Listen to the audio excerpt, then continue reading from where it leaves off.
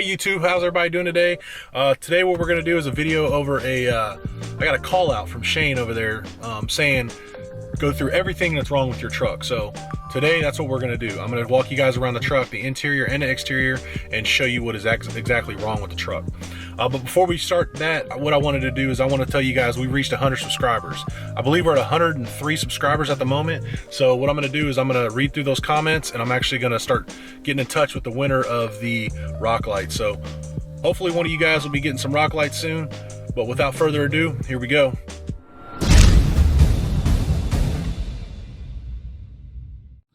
All right, so you can see the hoods pop. We're gonna get to that later, but first impressions, right? The truck looks really clean. I just washed it the other day.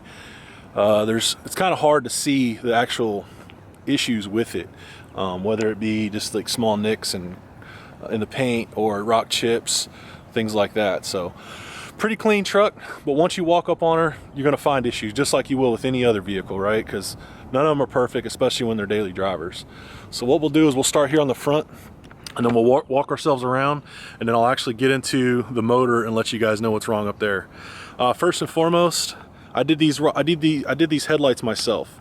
So I baked them in the oven for 240 degrees at 20 minutes, and what it does is it softens that glue so you can separate the plastic from the actual back piecing.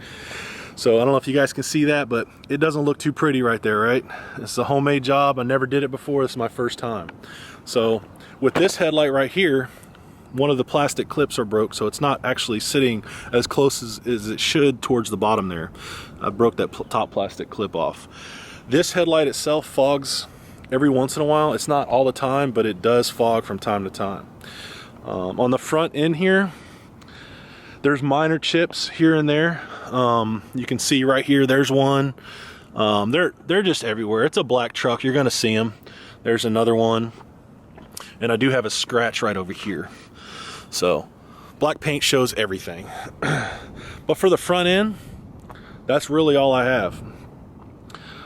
Coming over here to the tires, you can see my phone and my oil cap cover. We'll come back to the oil cap cover. For tires, you can see, I don't know if you guys can see that real well, but they're dry rotted. They're cracked pretty good. The tires have been on the truck since 2014. That's 6 years. The truck only has 33,000 miles and some change on it, but that's really, I'm guessing that's why they're cracked, you know, just the age of them. They're running great. I don't have any crazy bumps in the steering or any abnormal wear. But yeah, I have no other complaints about the tires. Coming down here to the spiked lug nuts, you guys see the rust on them already, right? That's just from multiple times being taken on and off. The paint's gonna get chipped, doing rotations and things like that when you remove the wheels, so no biggie there. You can't see it, but up here on the control arms, on the other side, the control arm bushings are worn out. Those need to be replaced. I've been trying to get a hold of BDS, but they're not currently shipping anything right now, and any of the suppliers don't have those bushings in stock. So if you guys know of anybody that has them in stock, let me know. I got part numbers and stuff. Just DM me on Instagram. Coming to the side of the truck, you guys can see that we have some warping here. I covered that before. The parts are like 220 bucks to get done. I'll get it done whenever I do. I'm not in a rush to fix it. It's nothing crazy. Multiple scratches right here, as you can see. That's just from getting in and out of the truck from, you know, right up in this area. Fingernails, rings, whatever the case may be.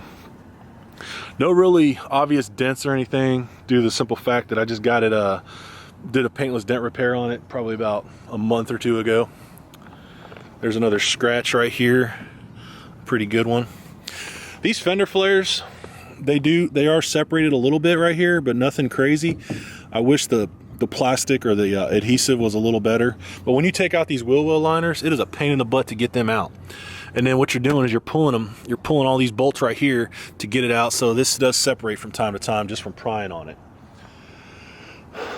Yes, one thing else I wanted to cover, the tonneau cover. If it's not completely, you guys see that scuff right there? If it's not completely centered on the bed, then you're gonna get some scratches there, some scuffs.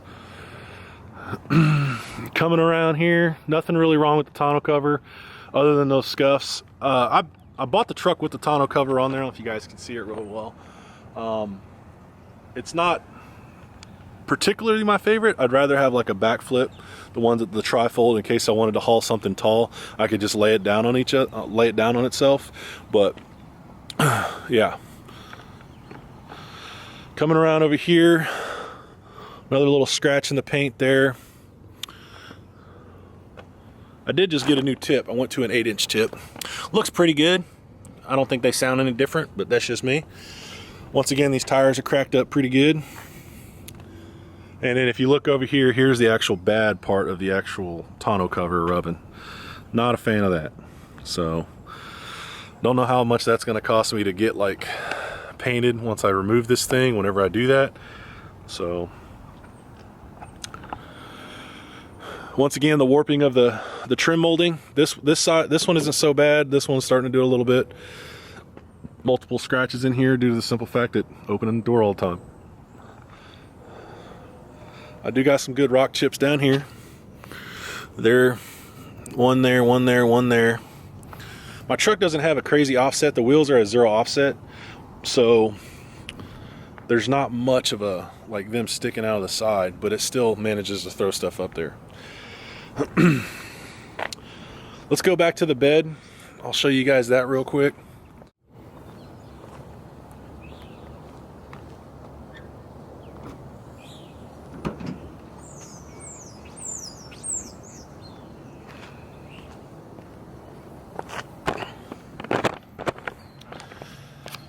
I have a Bedrug.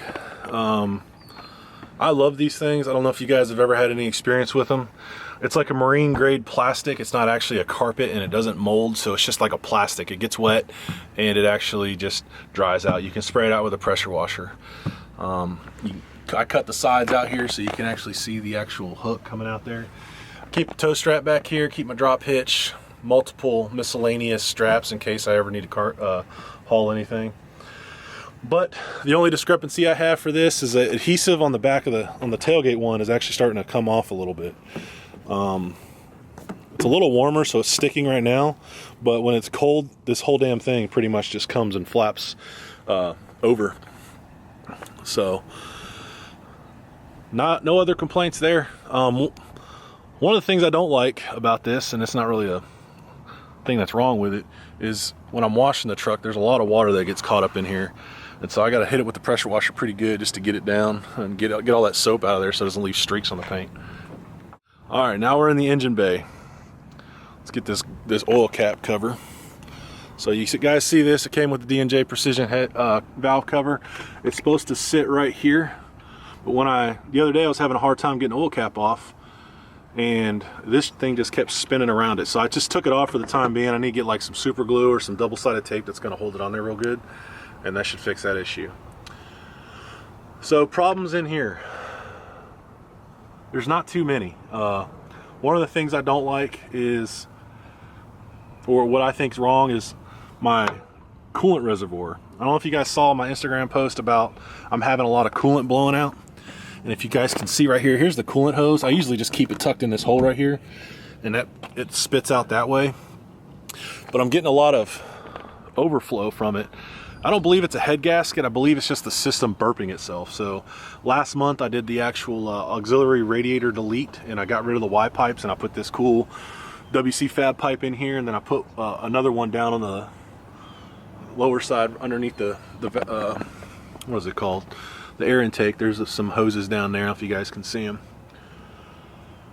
But I got rid of that auxiliary radiator, so I had to drain all the fluid out and I had to fill it back up. So it took all the fluid I drained out of it because I pretty much reused it. It only had like 3,000 miles on it. The fluid was clear. It looked really good. It looked brand new, so I didn't think there was anything wrong to reuse that fluid. But I think the system's just burping itself. When it's burping itself like that, it's just trying to fill those voids, you know, where the top of the motor, the bottom of the motor, the hoses themselves, and getting back into that reservoir. So that's really all I have to complain about, or what I think's wrong with the motor. One last thing I wanted to cover before we get into the interior things is the scratches in the the dang driver's side window. Not sure if you guys can see them, but there's a good scratch here, one here, and a couple over here. And that's just from rubbing on this molding with getting dirt and stuff caught in it. The back window has a few, but I looked at getting a new window. It's like 230 bucks. I don't know if that's the case, because I don't know if that's going to solve anything. Might just do it again. All right, now that we're in the interior, she's pretty clean. I cleaned her out the other day. Massive amounts of dog hair on the carpet due to Tucker just being in the house and then getting in the truck. But before I jump in the driver's seat, I wanted to show you guys something here on the passenger seat. This leather is fairly old. Probably could have had a better, I probably could have done better maintenance and upkeep on it, but I didn't, so my fault. But you can see the leather starting to crack a little bit right here. So that sucks. But it's not bad yet to where it's like split across to where I'm gonna keep it there for right now. The back seat has it too. From when I had my dog back here, his nails punctured a few times right there. I mean, he's a 180 pound St. Bernard. I did have a cover on the back seat, but you know, he's a big dude, got long nails. It happens.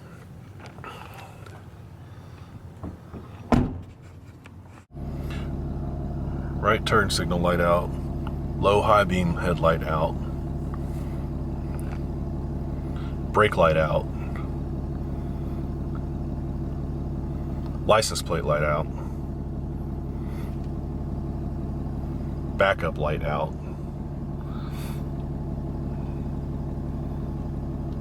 The joys of having a canvas system. All of those lights work just fine. Never had any issues with them. I test them all the time to make sure they're still working. Nothing. When I got the truck, it was in stock configuration, stock headlights, stock taillights, and it still did the same thing. All right, now that we're in the interior, I have a few things I don't like. First and foremost, this gauge pod is awesome. I love it. This Pro gauges look great in there. It's an autometer pod. There's some problems I have with it every once in a while. Not every once in a while, I guess. I don't know. You guys tell me your opinion. Leave a comment down below. Sometimes it looks like it's off kilter. It's like not centered exactly on there. It looks like it's kind of leaning to the left a little bit. But I don't know. It's just maybe it's just me or the way the gauges are. I don't know if that's 100% accurate. I have a check engine light. I'll show you guys what my check engine light says.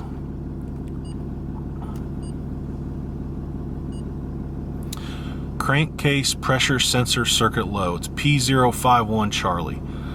And the next one is P22F or P227F, description not found. That bottom one, I have no idea what that is. I've looked it up, Googled it, and it's just like I think it's a power to the actual ECM computer. It's just a glitch. But the crankcase pressure sensor circuit low, that is because I don't have that sensor plugged in. When I had my stock valve cover, obviously it was on there. Once I put that new valve cover, I took the crankcase sensor, pressure sensor off, and it wasn't needed anymore. So with double R diesel tuning, he wants you to pay 220 bucks every time you have to do a reflash or an update to the tuning. So that's why I'm starting to look elsewhere, like CTT and other like say EasyLink or EFI Live. Not sure yet. I'm still looking around, and quite frankly, I don't want to spend the money, you know, $1,000, $1,400, since I already have tuning for the case for right now. So that's really everything I have wrong with the truck, and it's not really anything wrong with it. Those are just nitpicky things that I've noticed since I've had it. I'm a person that has a lot of attention to detail when it comes to my truck. I want it to be spot on, like spotless, immaculate. And those are some minor things like the rock chips and, you know, the lug nuts being, you know, rusty a little bit. I would love for all that stuff to be fixed, but it's not a showstopper right now, and every little item is a couple $100 when it comes to fixing stuff like that. I'm spitting again.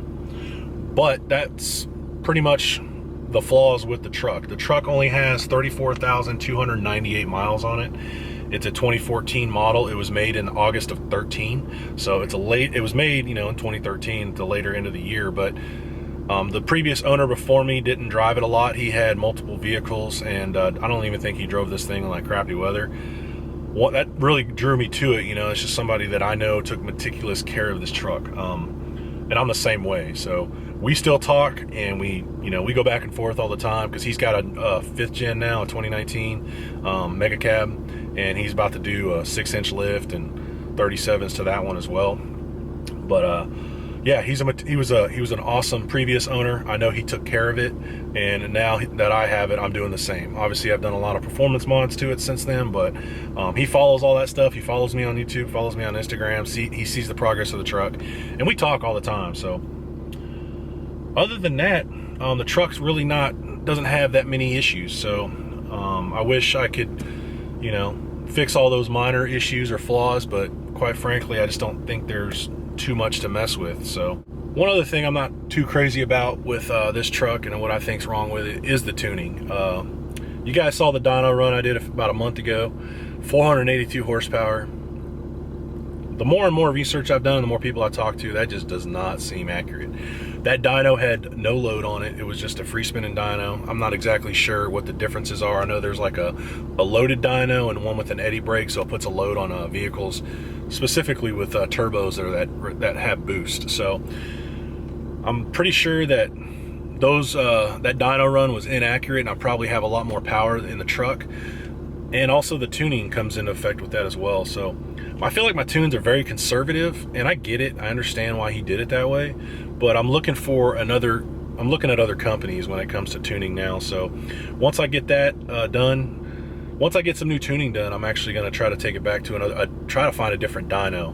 There's not very many in Oklahoma City metro area. I thought there was that do diesel trucks. So I'm not trying to get them to tune it. I just want to dyno it. So if anybody's in the Oklahoma City metro area that knows of a good dyno operator that can do a diesel truck, let me know in the comments or hit me up in my Instagram, you know, DM me on my Instagram. That way we can try to get the truck down there and get another video of what it's actually putting out. So, but once again, appreciate you guys watching. Please click the like button, comment, subscribe, and you know, this channel's growing. It's growing slowly, but hey, it's getting there. You know, I didn't expect this thing to take off overnight, but I think we're starting to get some traction, and the channel's starting to take off a little bit. So once again, I appreciate you guys watching. If you have any comments, comment down below.